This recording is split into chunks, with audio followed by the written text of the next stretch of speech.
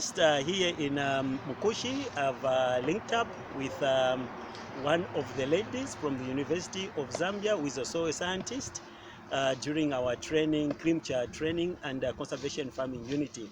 I have some few questions to ask her concerning the job that she's doing here and the role that she's playing in the promotion of biochar in Zambia.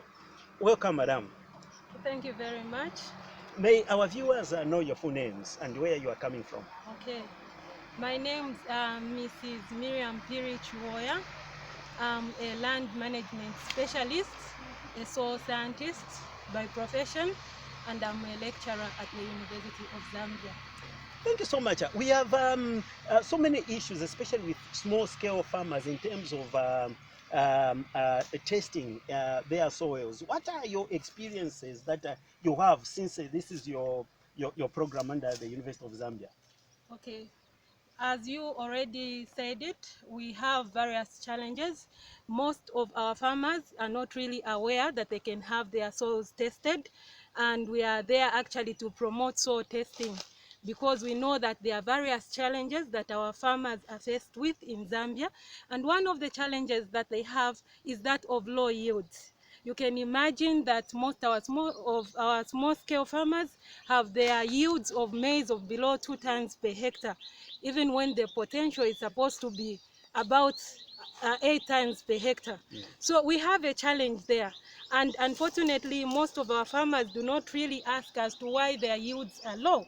But one of the major challenges that result in lower crop yield is actually soil degradation.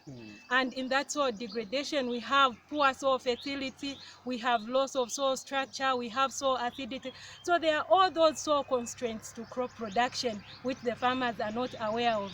So I'm here actually to promote the issue of soil testing. I would like most of our small-scale farmers to actually bring their soil samples to the laboratory at the University of Zambia to have their soils tested, so that we tell them the soil constraints to crop production, and also we advise them what they have to add to the soils in order to improve their productivity. The challenge, we have so many farmers who are growing vegetables, who are growing other cash crops, maize and so on and so forth. But most of the challenges our small farmers have is to do with money. You know, they say, you know, this issue or this matter of testing the soil is so expensive. So they end up, you know, just applying fertilizer anyhow. What can you say about, you know, the prices that you offer at University of Zambia?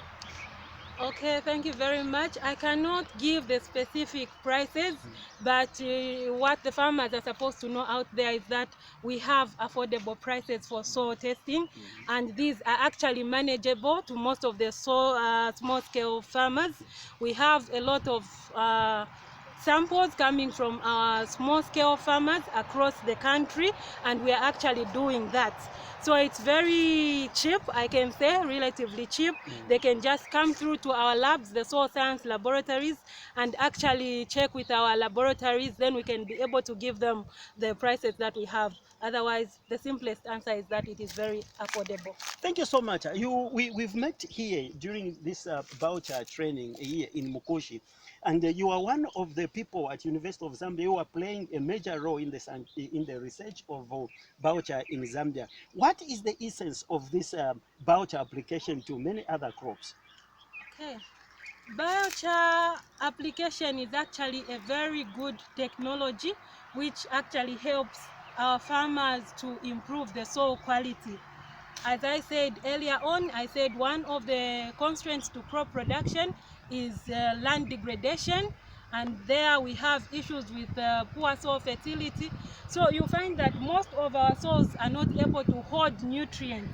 And then the moment you apply biochar, you find that the capacity of the soil to hold nutrients is enhanced, and therefore you have less leaching of nutrients in the soil. Apart from that, biochar also has a higher pH, therefore it acts as a liming material. For those farmers who are not able to buy lime, they can actually just get to use biochar and actually testify to the higher yields that they would obtain. So we have also increased water holding capacity in this world of climate change, where we have droughts.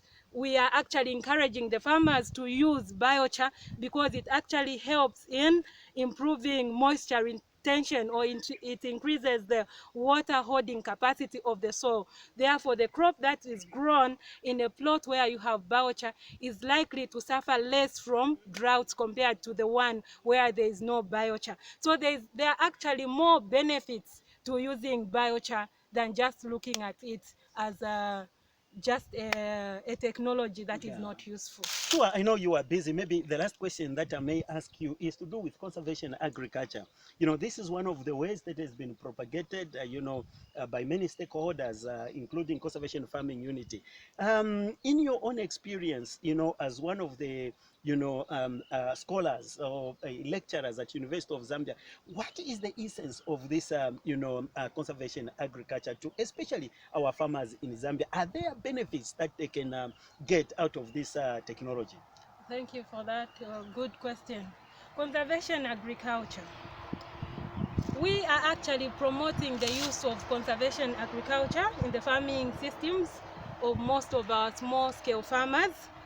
We actually have come to realize that conservation agriculture works. As you can see in the field where I am, this is a conservation agriculture field, and we have certain practices that we actually encourage our farmers to do under conservation agriculture. And one of them is minimum soil disturbance. As you can see in this field, the farmer actually made some basins. These basins actually act as water reservoirs. They are able to attract water and hold water for a long time. And in these basins, when you talk about climate change and droughts, where you have less rainfall and less water in the growing season, you expect the farmer to actually get a better yield or a higher yield than a farmer who's practicing conventional farming where they disturb the entire land. So here we have benefits to do with moisture. Apart from that, there's one other soil constraint to crop production, and that is poor soil structure. And the soils that are not well structured, you find that they are more of dust. You do not have these aggregates such as this.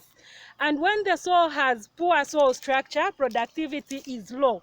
So by practicing minimum soil disturbance, you actually improve the structure of the soil, improving aeration and water retention, thereby enhancing the yield. Apart from that, we are also promoting the retention of residues, as you can see.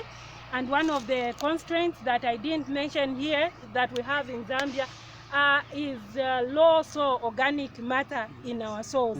Therefore, we would like our farmers to actually retain the residues, as you can see, so that with time, we have soils that have an accumulation of organic matter. Then we also encourage crop rotation, agroforestry, as you can see. So this is actually important, and it has actually proved to be a success in most of our farmers, small-scale farmers to be specific. Thank you so much. This is Oliver Kandela Bulaya from Conservation Farming Unity here in Mukoshi. Thank you for watching this interview. God bless you. Thank you. Actually, one more word to our farmers and our listeners.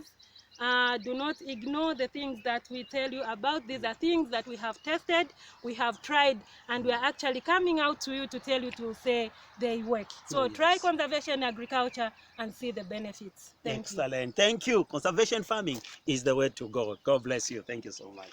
Thank you, Mama. Thank you so much. We have